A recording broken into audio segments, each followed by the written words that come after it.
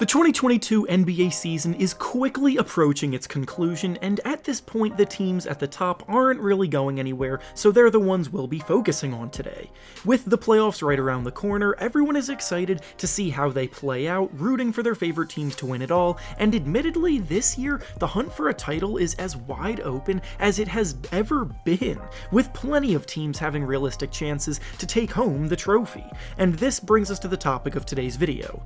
Today we'll be going through the 10 best teams in the league, and we'll be categorizing them either as squads that are legitimate contenders in the hunt for a title, or as pretenders who I do not believe can realistically win it all this season, along with my reasonings for why. Before we start though, I want to thank PrizePicks for sponsoring this video. PrizePicks is the perfect service for all of us basketball fans here because when you're involved, it makes watching games every night so much more fun and engaging. Basically, it's an application that provides you with lines on all kinds of individual player props, such as points, rebounds, assists, three-pointers made, amongst others, and you simply have to choose whether you believe they will record over the set amount in the line or under the set amount in the line. Make your selections, wager however much you want to, and if your picks hit, you can win some big money. For some picks that I'm looking at making for today's slate of games, I'm thinking of going with D'Angelo Russell to dish out over 6.5 assists, Kristaps Porzingis to make over 1.5 threes, and Anthony Edwards to score over 20.5 points. If this sounds at all intriguing to you, then go use the link down in the description of the video to sign up today and use promo code REFERENCE to receive a 100% deposit match bonus up to $100. Once again, thank you to PrizePicks for sponsoring this video. Now let's get back to the topic at hand. Going off of the standings, beginning in the Eastern Conference, we'll start with the Miami Heat, and I have them in the pretender category. The Heat have arguably been the East's most consistent team throughout the year, and they're atop the standings for a reason, but there's a difference between a team built for regular season success and a team built for playoff success. Just ask the Utah Jazz last year. The Heat are a team built on their top 5 ranked defense, but they have real flaws that can be exploited come playoff time. Their offense, strangely enough, has struggled down the stretch of games in crunch time this year, and when you lack legitimate superstar talent, that is going to be emphasized further in a series. Jimmy Butler's jump shot has been a mess this season all year long, and they've become overly reliant on Tyler Hero to create opportunities in crunch time, which he has succeeded in, but can only do so much. They also hit a bit of a rough patch recently, losing 4 games in a row to pretty bad teams, and turmoil amongst themselves has drawn headlines as well, with Jimmy Butler fighting the coach on the sideline during a game, so because of all of these things combined, I don't think I would pick them to go very far in a stacked Eastern Conference. Speaking of stacked, the next team up is the defending champion Milwaukee Bucks, and obviously I have them in the contender category. Giannis Antetokounmpo proved to everyone that he can take things to another gear in big moments last season and led the Bucks to a historic finals victory, so it would be pretty foolish to doubt them. Giannis Antetokounmpo is once again an MVP candidate, Jrue Holiday is having a career year regarding how well he's been shooting the ball, Brook Lopez is back healthy at the right time, and reserve guys like Bobby Portis, Grayson Allen, and Pat Connaughton do a great job in their roles balancing things out on the court to open up opportunities for Giannis to feast inside. Next up is the Boston Celtics, and they are in the pretender category, but only for one reason. A week ago, I would have absolutely placed them into the contender category because their hot streak in the second half of the season is simply too blatant to ignore, and their top-ranked defense is absolutely something that would translate into postseason basketball. But when they lost their anchor, Robert Williams, to an injury that is expected to hold him out for over a month, and that's where my hesitancy stems from.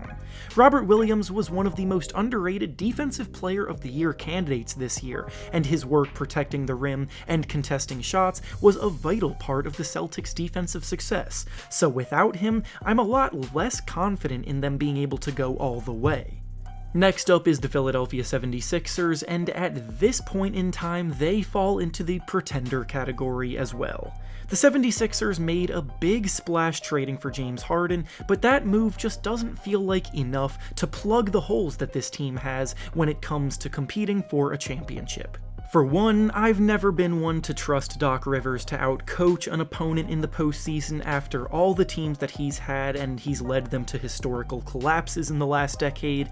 Then the team's bench production this year ranks near the very bottom of the league and are literally in last place in the league in terms of bench production since the All-Star break, and on top of that, James Harden's burst and quickness off the dribble seems to be fading ever since that hamstring injury that he suffered, so despite Joel Embiid performing at an MVP level on a nightly basis, it feels like they are being set up for another early exit.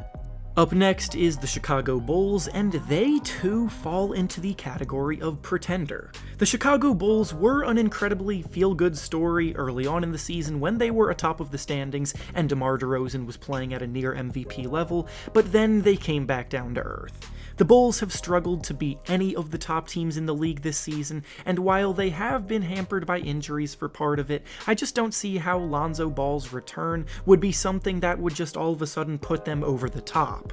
And now, the last team up from the Eastern Conference is the Brooklyn Nets, and they definitely fall into the category of contender.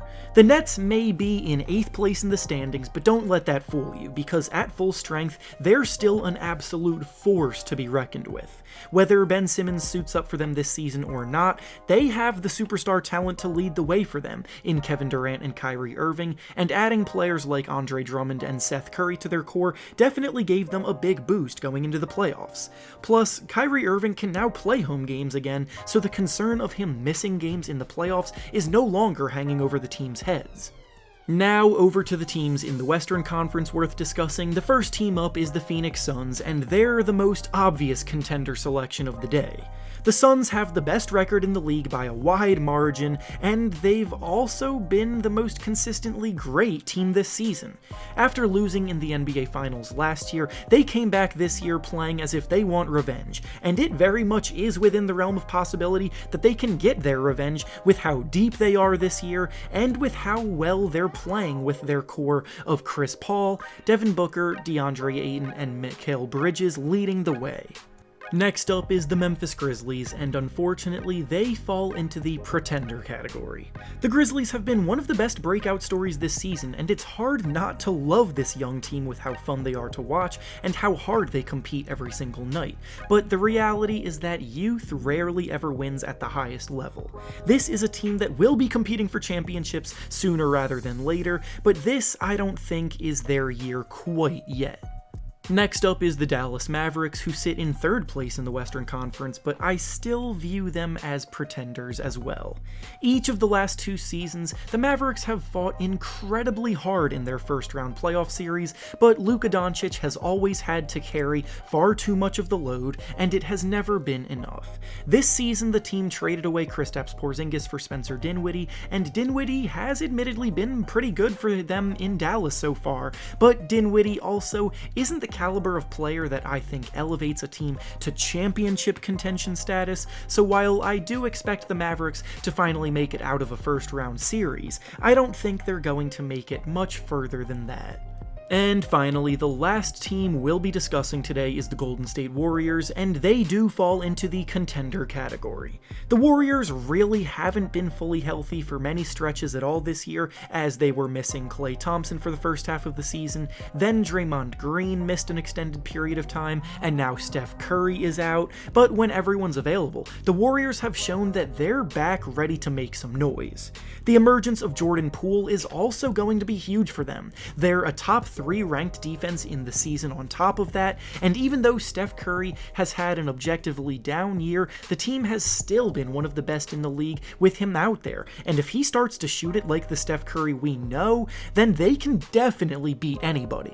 And with that being said, that's all I have for you today. Make sure to like the video, subscribe to the channel, and comment down below who you think the contenders and pretenders are this year. Thanks for watching, and I'll see you all next time.